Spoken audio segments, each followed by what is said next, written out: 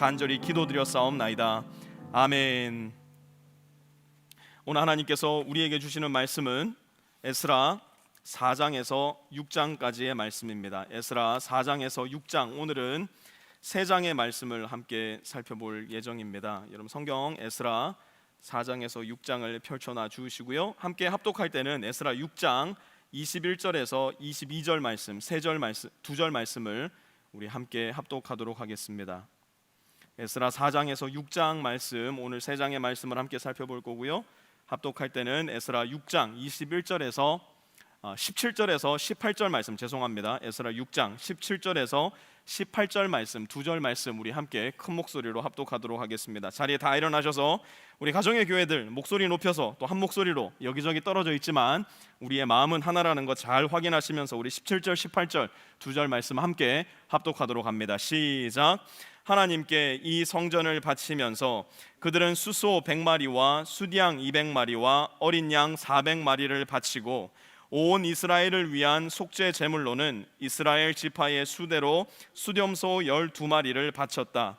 그렇게 한 다음에 그들은 갈래별로 제사장을 세우고 무리별로 레위 사람을 세워서 모세의 책에 기록된 대로 예루살렘에서 하나님을 섬기는 일을 맡아보게 하였다. 아멘. 가정의 교회들 다 자리에 앉아주시기 바랍니다. 우리는 지난 3주 동안 에스라 1장에서부터 3장까지의 내용을 함께 공부했습니다. 오늘 말씀으로 들어가기 전에 간략하게 에스라 1장에서부터 3장까지의 내용을 정리하고 오늘 말씀을 공부해 보도록 하겠습니다. 바벨론 포로로 잡혀간 지 70년의 시간이 지났을 때 하나님은 그분의 약속을 지키시고 이루시기 위해서 페르시아의 왕 고레스의 마음을 감동시키십니다. 그리고 그 고레스를 통하여 유대의 포로자들을 유대 땅으로 귀환시키는 일을 시작하십니다. 대다수의 포로기 1세대 유대인들은 이미 70년 세월 속에 많이 죽어버렸지만 그들의 신앙 교육을 통해서 유대인들의 하나님을 믿었던 포로기 2세대 유대인들 중 42,360명이 유대 땅으로의 귀환을 결정합니다. 그리고 그들은 유대로 귀환을 하자마자 하나님 앞에 예배를 올려드릴 성전을 짓는 일을 시작합니다. 그리고 곧 성전의 기초를 놓습니다. 드디어 하나님께 예배를 드릴 수 있게 되었음을 본 유대 귀환자들은 하나님 앞에 기뻐하고 즐거워하고 동시에 눈물을 흘립니다. 고로 에스라 1장에서부터 3장까지 이들이 한 내용을 한 단어로 축약해서 이야기하자면 이 단어를 사용할 수 있을 것 같아요. 그 단어는 무엇이냐? 바로 순종이라는 단어입니다. 자, 그러면 지금부터 이렇게 하나님 앞에 순종한 유대 귀환자들의 삶에는 어떤 일들이 일어나야 되겠는가? 순종의 결과는 무엇일까? 아마 이 질문에 대한 답이 저와 여러분이 가지고 있는 신앙의 기초가 아닐까 싶은 생각이 듭니다. 여러분은 어떤 답이 마음 가운데 있는지 한번 말씀을 들으면서 살펴보았으면 좋겠습니다. 순종의 결과 첫 번째, 모든 일에 만사형통. 순종하면 모든 일에 만사형통해야 된다라는 생각을 가지고 계신 분들이 계십니다. 이런 생각을 가지신 분들의 신앙을 기복신앙 혹은 기독교 번영주의라고 이야기할 수도 있을 겁니다. 하나님을 믿으면 무조건 이 세상에서 복을 받아야 되는 겁니다. 하나님을 믿으면 모든 일에 있어서 내 삶이 한결 더 편안해져야 되고 고통과 아픔은 깨끗하게 사라지고 언제나 건강하고 돈 잘 벌고 모든 일에 있어서 잘 되어야만 한다는 생각, 순종의 결과 모든 일이 만사형통해야 된다. 기복신앙 혹은 기독교 번영주의가 주장하는 순종의 결과입니다. 실제로 이러한 마음을 가지고 신앙생활 하시는 분들도 적지 않은 것이 사실입니다. 두 번째, 순종의 결과, 고난과 환난만을 당할 것이다. 순종하면 고난과 환난만을 당해야 한다. 이걸 기독교 역사 속에 존재했던 다른 말로 바꾸면요, 수도원주의나 아니면 금욕주의 신앙이라고도 말할 수 있을 겁니다. 실제로 중세시대 수도원 운동을 하셨던 신앙의 선조들 혹은 금욕주의의 영성을 추구하셨던 신앙의 선배들의 기록을 보면요, 의복 안에 몸을 찌르는 장치들을 준비해서 몸을 움직일 때마다 몸의 고통을 의도적으로 유도하셨던 분들이 계셨음을 우리는 기독교 역사 가운데 발견하게 됩니다. 그렇게 주님의 고난을 매 순간 내 몸으로 느끼고 의식함으로써 금욕해야 한다, 순종의 결과 늘 고난과 환난을 당해야만 한다라고 주장했던 분들이 계셨어요. 수도원주의 혹은 금욕주의 운동을 하셨던 분들의 특징이었습니다. 세 번째로는 순종의 결과 성장과 성숙이 따라와야 한다 주장하는 분들이 계세요. 순종하면 여러 가지 상황 속에서 때로는 하나님의 복을 누릴 것이며 때로는 고난과 환난을 당하며 성장과 성숙한다. 이걸 다른 말로 표현하면 얼마 전에 작고하신 유진 피터슨 목사님의 말에 따라 현실에 뿌리 박은 영성이라고 말할 수도 있을 겁니다. 기복주의나 기독교 번영주의는 사실상 현실에만 뿌리를 박고 있지 하나님에게 전혀 관심이 없어요. 어떤 외면적인 신앙의 형식을 갖추었든지 관계없이 그 내면을 진실하게 파고 들어가 보면 모든 일에 현실적인 부분만 남아있지 하나님을 생각하는 부분은 대단히 결여되어 있다는 것을 발견하게 됩니다. 반대로 수도원주의나 금욕주의는 너무나 하나님을 생각해버린 나머지 내 현실을 거의 부인해버리는 지경에까지 이르고 말았어요. 그러니 내 현실은 사라져버린 겁니다. 그러나 사실 성경을 읽으며 만나게 되는 하나님, 특별히 사복음서를 통해서 만나게 되는 예수님의 모습을 보면요, 늘 언제나 우리의 현실에 깊이 뿌리를 박고 동시에 하나님을 여전히 바라보고 계셨다는 사실을 우리는 배우게 됩니다. 특별히 오늘 우리가 공부하게 될 에스라 4장에서 6장까지의 내용은 현실의 뿌리를 박고 살아가는 유대인들이 또한 하나님을 믿는다라고 말하며 여전히 이 땅을 살아가는 2020년의 우리 그리스도인들이 하나님 앞에 어떤 모습이어야 하는가를 매우 구체적으로 보여주고 있습니다. 세 가지로 오늘 말씀을 살펴보려고 하는데요, 성장과 성숙, 현실에 뿌리 박은 영성을 가진 그리스도인으로서 살아가려면 우리는 어떤 모습을 보여야 될까? 첫 번째로 우리는 세상과의 충돌을 예상하면서 살아가야 합니다. 순종을 결단하는 우리의 삶의 모습은 세상과의 충돌을 예상해야만 합니다. 4장 1절 말씀 우리 함께 보도록 하죠. 유다와 베냐민의 대적은, 4장을 시작하자마자 누가 등장을 하냐면 유다와 베냐민의 대적이 등장을 합니다. 여러분, 제가 성경을 읽을 때는 늘 컨텍스트에 유의를 해서 성경을 읽으셔야 됩니다라고 말씀을 수차례, 수십 차례, 아마 개척하고 나서 지금까지 수백 차례 드렸던 것 같아요. 그러면 4장 1절과 맞닿아 있는 컨텍스트는 무엇이겠습니까? 그 전장 그리고 그 후의 구절들이 될 겁니다. 4장 1절과 맞닿아 있는 3장 12절에서 13절 말씀 우리 함께 살펴보도록 하죠. 그러나 첫 성전을 본 나이 많은 제사장들과 레위 사람들과 가문의 우두머리들은 성전 기초가 놓인 것을 보고 크게 통곡하였다. 또 다른 쪽에서는 많은 사람들이 기뻐하며 즐거이 노래하였다. 환성과 통곡이 한데 뒤섞여서 소리가 너무나도 크고 시끄러웠다. 그 소리는 멀리서도 들을 수 있었으나 어느 누구도 환성인지 통곡인지 구별할 수 없었다. 지난주에 공부했던 내용이지 않습니까? 성전 기초가 놓인 것을 보고 한쪽에서는 통곡을 했어요. 그러나 다른 반대쪽에서는 기뻐하며 즐거워했다고 했습니다. 순종함으로 얻게 된 작은 승리의 결실을 지금 유대 귀한 자들은 맛보고 있는 겁니다. 그런데 그 다음 장면이 뭡니까? 4장 1절 다시 보세요. 유다와 베냐민의 누구요? 대적은 the enemies of Judah and Benjamin, 대적들이 그 즉시로 등장을 하는 겁니다. 아니, 순종했는데 이제는 그야말로 천하태평해야 되지 않는가? 그런데 그렇지가 않다는 거예요. 대적이 등장을 했어요. 이 대적들이 무엇을 했는가? 4절, 이 말을 들은 그 땅 백성은 성전 짓는 일을 방해하여 유다 백성의 사기를 떨어뜨렸다. 유다와 베냐민의 대적들이 무슨 일을 했느냐? 밥 벌어 먹는 걸 방해한 적이 없어요. 자녀 교육하는 걸 방해한 적도 없다고요.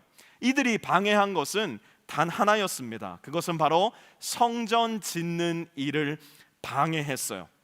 유대인들이 예루살렘으로 돌아온 목적, 곧 그들의 하나님을 예배하는 백성으로서 다시 살아가려고 하는 그들의 삶의 목적을 지금 유다와 베냐민의 대적들은 뒤흔들고 있었다는 이야기입니다. 어떻게 그들은 그 일을 했을까? 5절 보십시오. 그들은 고문관들을 매수하면서까지 성전을 짓지 못하게 하였다. 어떻게까지 방해했다고요? 고문관들, 곧 그 지역의 정치인들을 매수하면서까지, 정치인들을 매수하면서까지라는 표현이 품고 있는 내면적인 뜻은 이거예요. 안 해본 거 없이 다 방해해봤다는 거예요. 피지컬리 어떤 면에 있어서 위협도 해봤을 거예요. 뇌물도 한번 줘봤을 거예요. 그러나 이 유대 귀환자들이 흔들리지를 않는 겁니다. 그러니 이제는 정치적인 공권력을 투입하는 그러한 일까지도 서슴지 않고 있었다는 사실이에요. 그런데 이 일이 그저 하루 이틀에만 일어났던 일이 아니었어요. 5절 이어서 볼게요. 페르시아 왕 고레스가 다스리던 모든 기간뿐만 아니라 페르시아 왕 다리우스가 통치하던 때까지 이어졌다. 페르시아 왕 고레스가 다스리던 때로부터 페르시아 왕 다리우스가 통치하던 때까지를 연도로 따지자면 약 15년 정도가 흘러간 시간입니다. 이렇게 긴 시간 동안 유다와 베냐민의 대적들은 귀한 유대인들이 성전을 짓지 못하게 방해하고 있었어요. 뿐만 아니라 이들의 존재, 곧 유대 사람들의 대적의 존재는 대단히 구체적이기까지 합니다. 너무나 구체적이라서 이름만 대면 다 알만한 유명한 대적들이 이들 사이에는 많이 있었어요. 8절에서 10절에는 그 이름들이 등장을 하는데요. 조금 어려운 이름들이지만 한번 잘 들어보세요. 르훔, 심세, 디나, 아바삿, 다블레, 아바세, 아렉, 바빌로니아, 수산, 대해, 엘람 사람. 물론 우리에게야 뭐 대단히 생소하기 이를 데 없는 이름들일 수 있지만 에스라서를 가장 처음으로 받아보았던 귀한 유대인들의 입장에서는 그래 맞아 이 인간, 그래 맞아 저 인간, 그때 우리가 하나님의 성전을 지을 때 그렇게 악랄하게 방해했었지, 대번에 떠올릴 수 있는 이름들이었다는 겁니다. 이렇듯 유대인들은 시기적으로는 아주 긴 시간 동안 또한 매우 구체적인 대적들로부터 그들의 미션, 곧 성전 건축을 방해받고 있었다는 사실이에요. 우리도 마찬가지죠. 우리 그리스도인들의 삶의 목적은 무엇입니까? 우리가 다 함께 그리스도를 알고 그리스도를 믿어서 그리스도의 장성한 분량에까지 자라가는 것, 그래서 날마다 예수님을 닮은 존재로 변화되는 것, 그것이 우리 삶의 목적이 아니겠습니까? 그러나 이 일을 시작할 때 우리는 결코 순진무구해서는 안 된다는 사실을 잘 기억하고 있어야 돼요.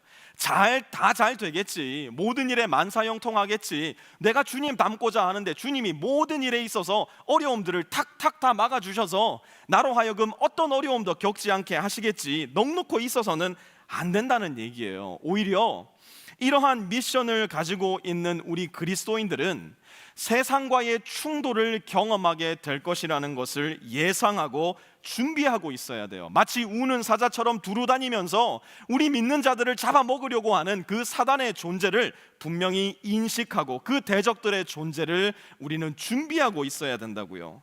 정신 차리고 있지 않으면, 제대로 준비하고 있지 않으면 우리의 마음도 우리의 영혼도 심지어 우리의 몸까지도 빼앗겨 버리고 말 거예요. 그렇다면 이 먼 옛날 유대인들의 대적은 우리에게 있어서는 그다지 와닿지 않는데 오늘날 2020년을 살아가는 우리의 대적은 누구일까?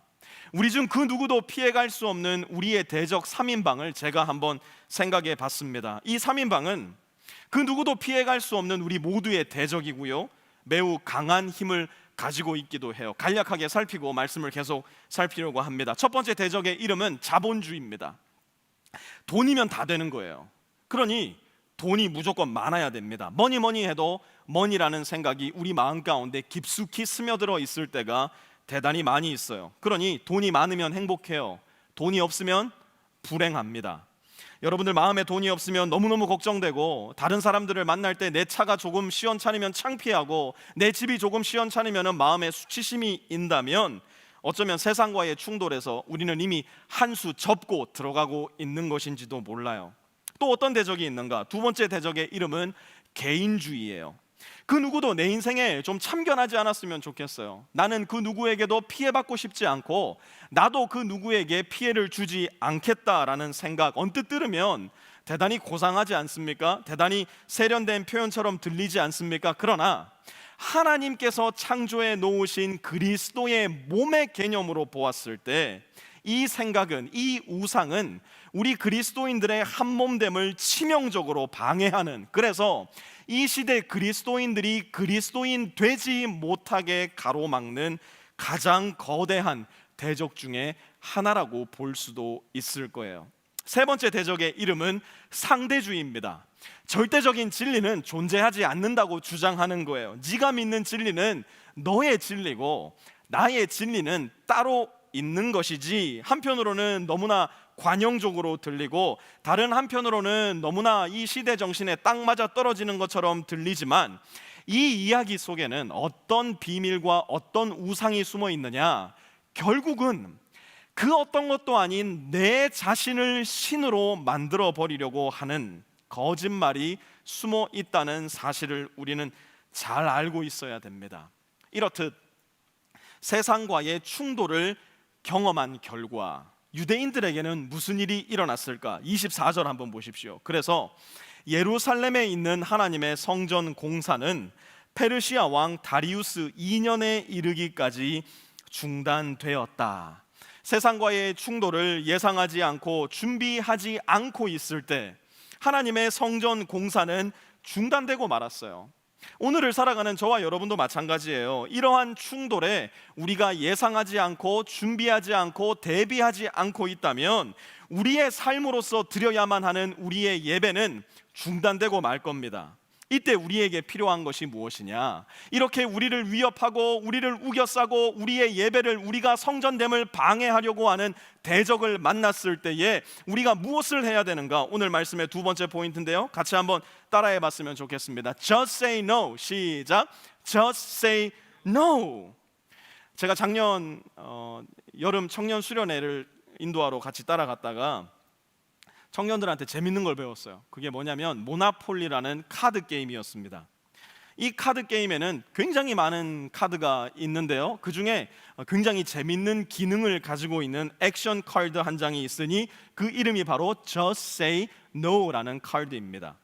상대방이 나의 판을 뒤흔들어 놓으려고 할 때, 상대방이 내가 가지고 있는 모든 카드들을 다 빼앗아 가버리려고 할 때 그것을 허용하지 않는 카드의 이름이 Just Say No 카드예요.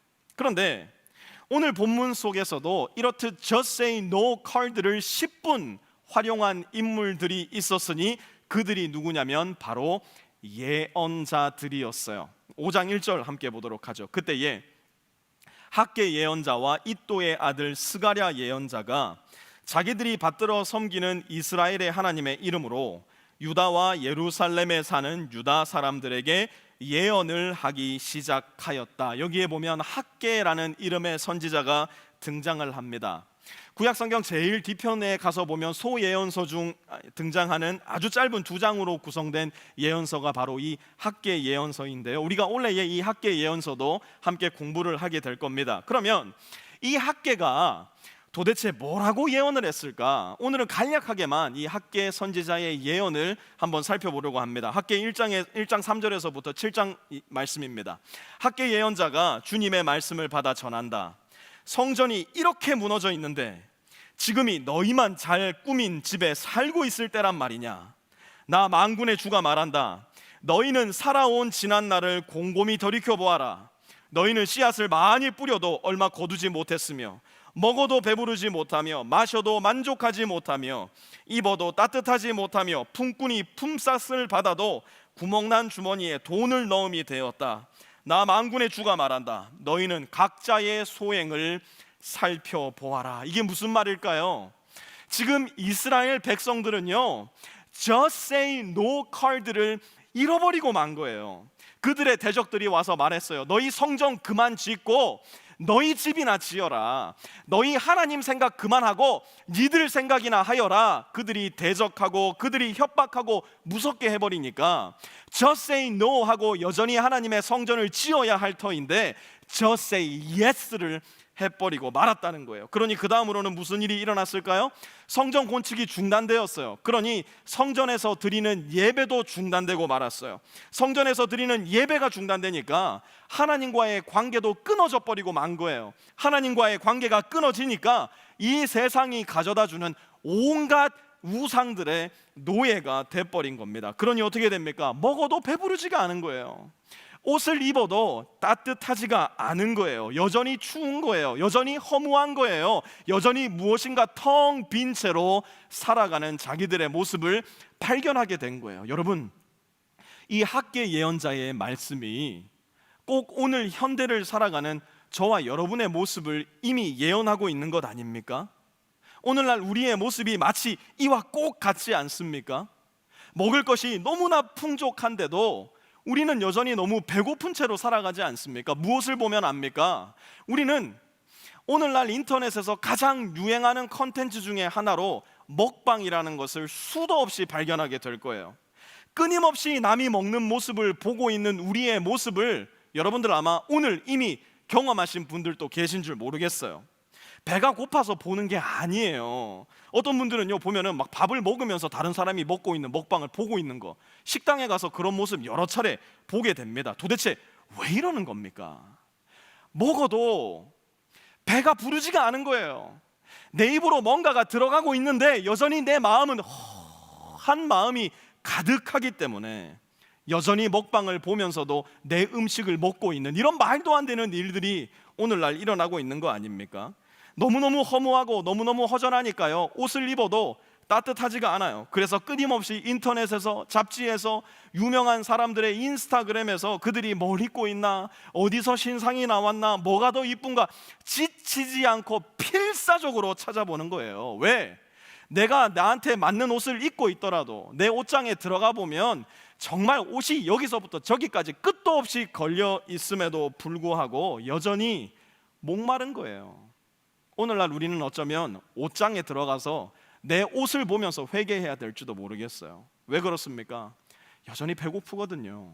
여전히 목마르거든요. 여전히 허무하거든요. 그렇게 많이 가졌지만 여전히 더 가져야만 할 것 같은 이 시대의 우상이 가져다준 노예가 되어버리고 말았거든요. 학계는 그 원인을 어디서 찾는가? 그 진단을 한번 들어보셔요. 4절, 성전이 이렇게 무너져 내렸는데. 학계의 진단은 간단해요. 성전이 이렇게 무너져 내렸는데 지금이 너희만 잘 꾸민 집에서 있을 때란 말이냐. 여러분, 예언자는 누굽니까?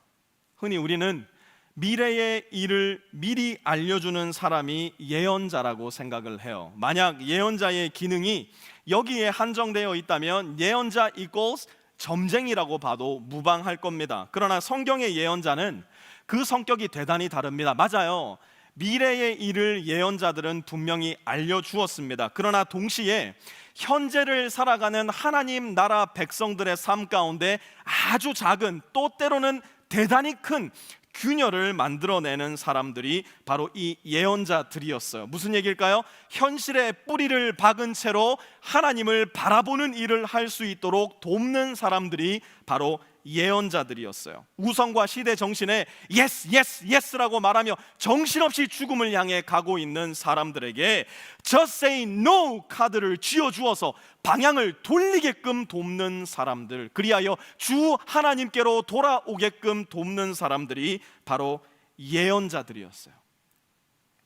여러분, 우리는 지금 현재 지구에 존재하는 거의 대부분의 나라에서 인류 공동체로서 눈에 보이지 않는 대적을 상대하고 있는 가운데 있습니다. 그 대적의 이름은 COVID-19 바이러스예요.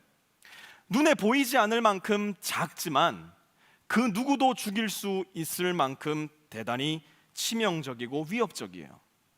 수많은 사람들이 지금 현재도 이 바이러스로 고통을 받고 있지만 이게 과연 나한테도 걸리는 병일까 싶을 만큼 내가 아프지 않은 이상 너무나 모호하고 막연하기만 한 성격을 띠고 있는 정말 인류 역사상 유례 없었던 희한한 공동의 대적입니다. 이 대적 덕분에 우리 삶의 거의 대부분의 삶의 영역이 바뀌어 버렸어요. 직장 못 나갑니다. 아이들 학교 못 가요. 친구들 못 만나요. 제가 청년들한테 물어봤어요. 정말 청년들도 다 집에 있어요? 라고 물어봤더니 다 집에 있는데요. 제가 그게 너무 신기해서 요새 청년들은 뭐 이렇게 말을 잘 들어요? 물어봤더니만 그게 아니라 갈 데가 없대요. 갈 데가. 어디를 가도 다 문을 닫아놨기 때문에 갈 데가 없어서 청년들도 집에 다 그냥 있다는 겁니다. 차가 없어요. 도로가 너무너무 한산해졌고요. 러시아호에 나가봐도 그동안 그야말로 트래픽으로 꽉꽉 막혔던 그 도로들이 전부 다 한산해졌어요. 우리 삶에 있어서 모든 부분이 대단히 늦추어진, 대단히 슬로우해진 삶을 우리는 경험하고 있어요. 이 상황에서요, 세상은 우리에게 요구합니다. 뭐라고 요구합니까? 원망하라고 요구해요. 불평하라고 요구해요. 비난할 누군가를 필사적으로 찾아내서 그 대상이 누구든지 간에 비난하라고 요구합니다. 집에 있는 아이들을 향해서 있는 힘 없는 힘을 다해서 소리를 지르는 거 정당하다고 이야기합니다. 남편에게, 아내에게 당신의 분노를 표출하라고 지금 당장 코스코에 가서, 지금 당장 월마트에 가서 나에게 필요 없는 것까지도 다 사재기 해놓으라고, 눈에 보이는 휴지, 쌀, 세너타이저 뭐 할 것 없이 다 싸가지고 와서 우리 집에 꽁꽁 싸매어 두어야 한다고 세상은 우리에게 요구합니다. 그때 여러분에게 드리고 싶은 카드가 바로 이 카드예요. 아까 전에 보셨죠? Just say no. 같이 한번 읽어봅시다. 시작. Just say no. 특별히 각 가정의 아버지와 남편들에게, 아직 결혼하지 않은 우리 청년들은 남녀 구분할 것 없이 모두에게 권면드립니다. 우리 모두는 지금 특별히 이 시기에 예언자와 같은 사람들이 되어야 돼요. 학계 선지자의 말을 다시 한번 들어보세요. 성전이 이렇게 무너져 있는데 지금이 너희만 잘 꾸민 집에 살고 있을 때란 말이냐. 어쩌면 사랑하는 성도 여러분, 하나님께서 지금 이 상황 속에 우리 가정의 성전을 세울 수 있는 기회를 지금 주고 계신 건지도 모르겠어요. 우리 청년들, 하나님께서 나를 통해서 바로 지금 내 개인의 성전을 건축하는 일을 돕고 계신 건지도 모르겠어요. 여러분, 왜 그렇게 부부간의 관계가 시들하셔요? 왜 그렇게 자녀와의 관계가 냉담하고 차갑기만 하셔요? 집에 돈도 있고 차도 있고 먹을 것도 입을 것도 넘쳐나는데 여전히 집에만 들어오면 왜 그렇게 우울하고, 왜 그렇게 허물하고, 왜 그렇게 시들한 마음이 드시기만 합니까? 즐거운 웃음과 나눔의 눈물, 따뜻한 마음과 만남이 되어야 되는 우리의 가정이, 우리 집이 언제부터인가 다 핸드폰에게 빼앗겨 버린 것 같아요. 내 아내를 핸드폰에게 뺏겼어요. 내 남편을 핸드폰에게 뺏겼어요. 내 자녀들 아이패드에게 뺏기고 파이어패드에 뺏기고, 모두가 각자가 손에 하나하나씩 들고서 웃음도 핸드폰이 다 빼앗아 가버렸고, 눈물도 핸드폰이 다 빼앗아 가버렸고, 말씀을 같이 읽을 시간이 어디 있습니까? 같이 기도할 시간이 어디 있습니까? 내 핸드폰 들고 하하호호. 지금이야말로 우리 각 가정에 퍼져 있는, 우리 각 청년들의 삶 가운데 퍼져 있는 이러한 문화와 유행과 우상에 대해서 Just say no라고 대답해야 될 때인지도 모르겠어요. 우리 가정의 예배를 회복할 때고요, 우리 가정의 성전을 건축해 나가야 되는 기회가 바로 지금이에요. 그래서 저는 우리 교회가 4월 한 달간은 우리 각 가정의 성전을 건축해 나가는 일을 조금 더 구체적으로 한번 해보았으면 좋겠어요. 두 가지 실천 방법을 드릴 거예요. 첫 번째, 4월 한 달간 우리 모든 성도님들이 릴레이 기도를 시작할 수 있었으면 좋겠어요. 아침 7시부터 밤 10시 30분까지 릴레이로 모든 성도가 함께 기도하는 겁니다. 보내드린 기도의 제목들로 보내드린 기도 릴레이 시간표에 여러분의 이름을 사인업하셔서 여러분이 그 한 장 한 장의 벽돌, 기도의 벽돌을 쌓는다는 마음으로 이 기도를 함께 해주시기를 부탁을 드립니다. 여러분 제발 고상한 척, 나는 대단히 신앙의 수준이 높아서 굳이 거기다 이름 안 쓰고 내 알아서 기도합니다, 이러지 마세요. 우리는 교회잖아요. 하나님께서 예수 그리스도 안에 한 몸으로 만들어 놓으신 교회잖아요. 나의 이름을 통해서 다른 어떤 성도님들이 도전을 받을 수 있어야 되고요, 다른 성도님들을 통해서 내 신앙의 성장과 성숙도 함께 일어날 수 있어야 돼요. 교회는 독고다이로 다니는 곳이 아니라 그야말로 삼겹줄이 되어서 서로와 서로의 기도가 씨줄과 날줄처럼 하나로 엮여서 예수 그리스도의 몸을 세워 나가야 하는 곳이라고요. 예배로, 섬김과 사랑으로 그렇게 연결된 우리가 바로 교회라는 거 잘 기억하시길 바래요. 그래서 여러분들 이름을 써주시기 바래요. 내 기도 시간이 되면요, 사실 골방에 들어가서 기도하기 힘드신 분들이 대다수일 겁니다. 아이들이 계속 옆에서 무엇인가를 요구하기도 하고 또 함께 해주기를 바라는 아이들이 늘 옆에 있다는 거 제가 잘 알고 있습니다. 그러나 정해진 시간이 되면, 여러분이 마음으로 기도로 헌신하기로 결단한 시간이 되면 최대한 마음을 집중해서 아이들이랑 같이 있어야 된다고 하더라도, 설거지를 하면서 한다고 하더라도 하나님 앞에 기도할 수 있었으면 좋겠고요, 우리 교회에서 보내드리는 기도 제목들로, 또 여러분 가정의 기도 제목들로, 내 개인의 기도 제목들로 함께 기도해 주시기 바랍니다. 그리고 나 기도 시간이 끝나고 나면 내 뒤에 기도의 성전 벽돌을 쌓기로 결단한 우리 집사님들, 우리 형제 자매들에게 간단한 메시지 한 주 내내 보내면은 좀 그럴 수 있으니까 적어도 한 주에 두세 번 정도는 집사님 기도 시간입니다, 힘내셔요, 집사님을 위해서 저도 기도합니다, 누구누구 형제님 제 기도 끝났습니다, 형제님의 기도 바통 넘겨드립니다, 간단한 격려 메시지로 함께 기도할 수 있었으면 좋겠어요. 목사님 저는 1시간 기도하고 싶습니다. Why not? 여러분 기도 슬롯에 2개 이름 적으세요.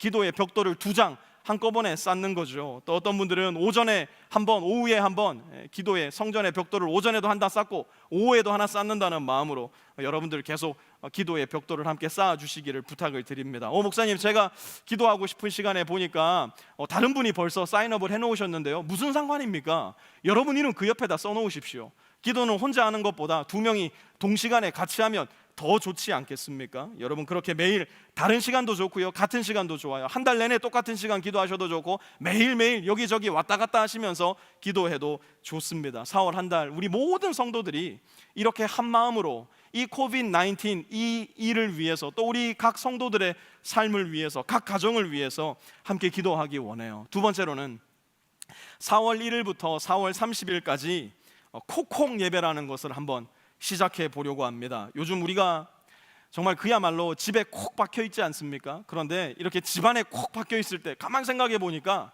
주님 안에 콕 박혀 있을 수 있는 기회이기도 하더라고요. 여러분 여기 콜린 카운티도 이제 스테이 앰 오더가 떨어져서 뭐 어디 가고 싶어도 갈 수가 없는 상황입니다. 그래서 이렇게 집에 콕 박혀 있는 시간이 또 언제 우리가 있겠는가? 이렇게 있을 때 우리가 주님 안에 콕 박히는 기회를 한번 삼아보자. 그래서 콕콕 예배라고 이름을 지어봤고요, 제가 매일 예배 안내지를 보내드릴 겁니다. 그러면 이 예배 안내지를 그냥 읽기만 하셔도 괜찮아요. 작년들은 온 가족이 시간을 정해서, 아이들이 있으신 가정들은 아이들과 함께, 또 아내와 남편 있으신 분들은 부부가 함께 예배를 드렸으면 좋겠고요, 가능하면 아버지가, 남편들이 예배를 인도해 주시길 바랍니다.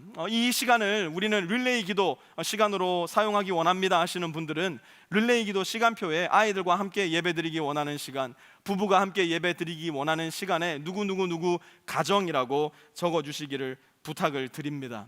청년들은 보니까 벌써 변화에 적응이 빨라서 지난주부터 비디오 컨퍼런스로 라이프팀 모임을 시작을 했는데요, 라이프팀별로 화상으로 만나서 이 콕콕 예배 함께 드리시기를 부탁을 드립니다.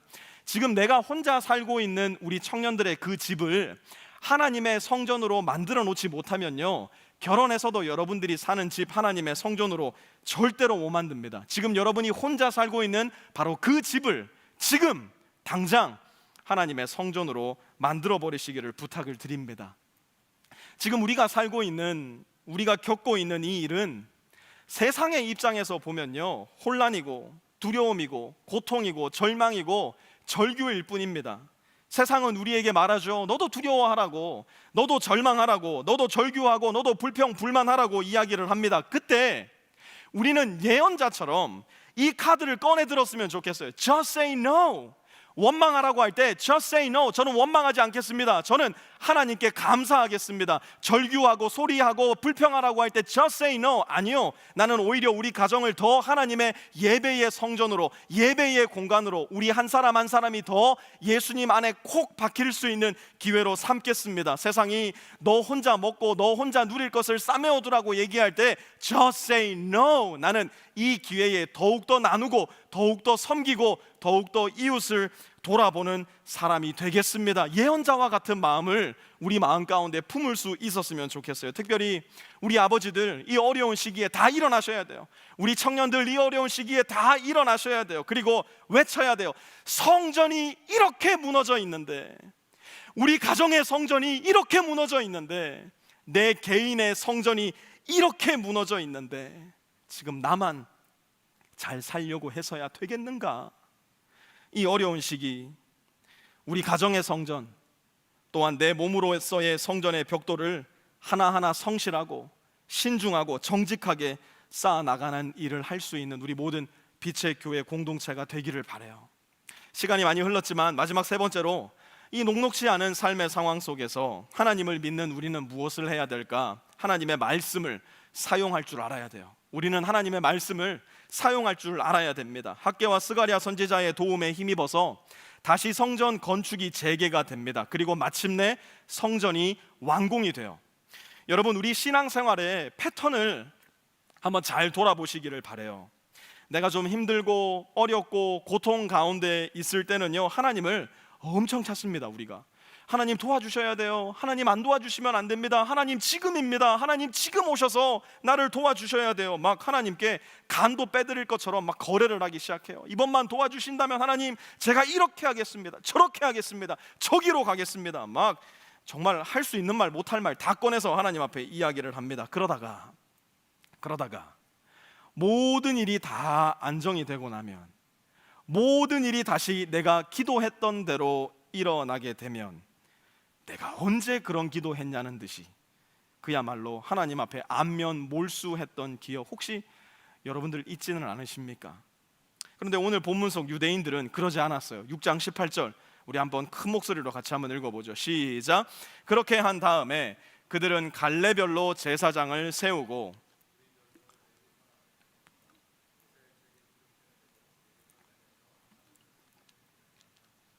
어디 책에 기록된 대로요? 모세의 책에 기록된 대로 그들은 모든 일들이 다 잘 진행이 되고 마침내 성전이 완공이 되었을 때에 그들의 기준을 어디다가 두었느냐? 모세의 책에 기록된 대로, 다른 말로 하자면 하나님의 말씀을 그들의 삶 가운데, 그들의 예배 가운데 기준으로 삼기 시작했어요. 여러분은 모든 일들이 다 잘 되고 있을 때 여전히 사용할 말씀이 있으십니까? 여러분의 인생이 형통하고 여러분의 인생이 평안할 때에 여전히 붙들고 있을 수 있는 하나님의 말씀이 여러분들 마음 가운데, 여러분들 삶 가운데 존재하고 있습니까? 40일 금식한 예수님에게 찾아온 사단의 유혹에 예수님은 똑같이 대처하시죠. 뭐라고 대처하셨어요? 기록된 대로, 기록된 대로, 기록된 대로. It is written, it is written, it is written. 말씀이신 예수님께서 말씀대로 사셨다고 한다면 우리야 더 말해 무엇하겠어요? 우리 마음에는, 우리 입술에는, 또한 우리 삶에는 이렇듯 언제든지 간에 꺼내어 쓸 수 있는, 대비할 수 있는, 싸울 수 있는, 방어할 수 있는 하나님의 말씀이 자리하고 있습니까?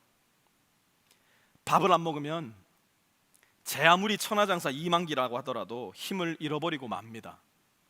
마찬가지로 성경 밥, 말씀 밥 여러분 먹지 않으면, 제 아무리 여러분이 10년 전 믿음의 거장이었다 하더라도, 제 아무리 어제 내가 산을 옮길 만한 믿음을 가지고 있었다 하더라도 금세 지쳐버리고 힘을 잃어버리고 말 겁니다.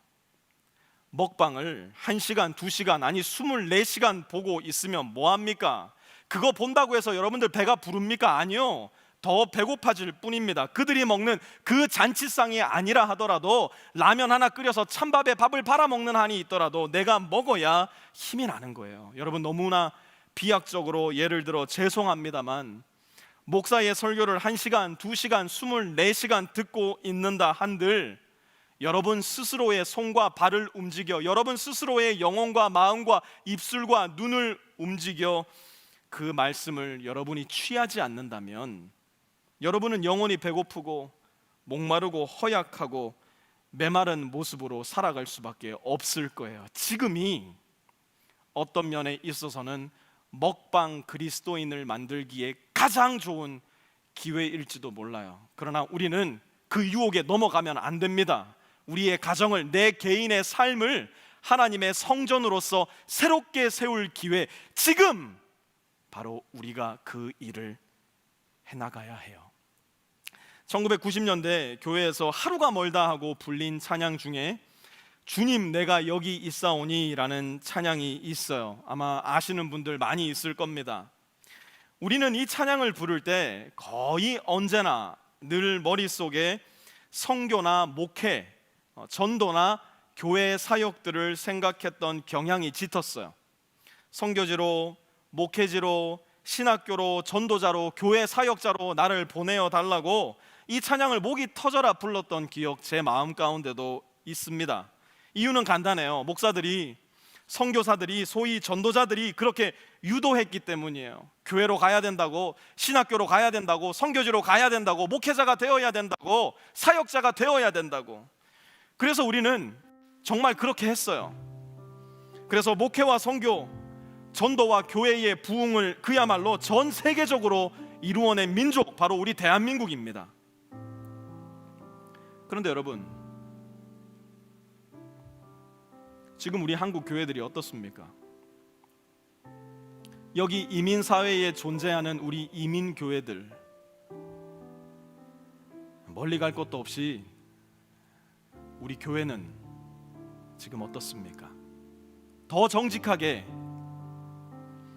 여러분의 가정은 어떻습니까? 우리 잘하고 있는 겁니까? 우리는 왜 이제는 하다 세상이 교회를 걱정해주는 이런 말도 안 되는 상황 가운데 마주하게 된 걸까요?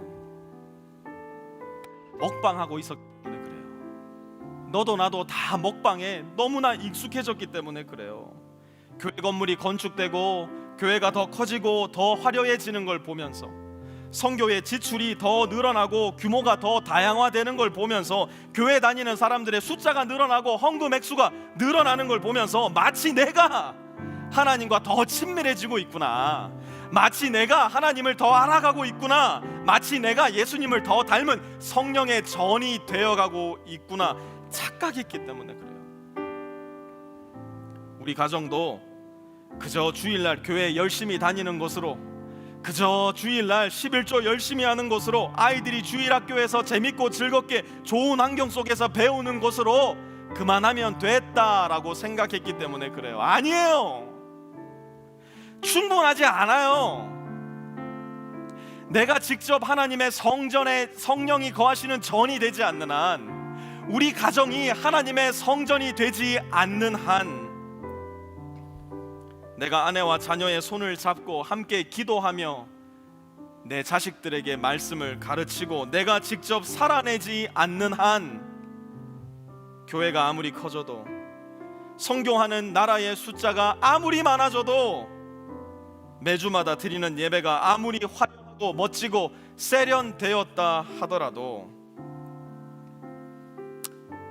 우리는 그저 먹방으로 시간을 죽이고 있는, 그러나 여전히 배고프고 목마른 먹방 그리스도인일 뿐이에요. 그래서 사랑하는 성도 여러분, 오늘은 다른 거 다 잊어버리고 이 찬양 하나님께 올려드릴 때, 주님 내가 여기 있사오니 나를 저 노스 코리아로 보내소서 하지 맙시다. 우리 그거 나를 저 아프리카로 보내주옵소서 하지 말고, 하나님, 내가 여기 있사오니 나를 내 가정의 예언자로 세워 주시옵소서. 내 아내와 내 자녀들에게 말씀을 가르치고 내 자신에게 하나님의 말씀을 올바로 선포하여 내가 이 세상의 빛으로 올바로 서 있게 하여 주시옵소서. 다른 거 꿈꾸지 말고 우리의 가정, 내 개인의 삶을 하나님의 성전으로 내가 세워놓길 원합니다. 우리 옆에 자녀들, 아내들 같이 있다면 손을 꼭 잡고, 우리 청년들도 자리에서 다 일어나셔서 우리 이 찬양으로 함께 헌신하며 하나님께 찬양합니다.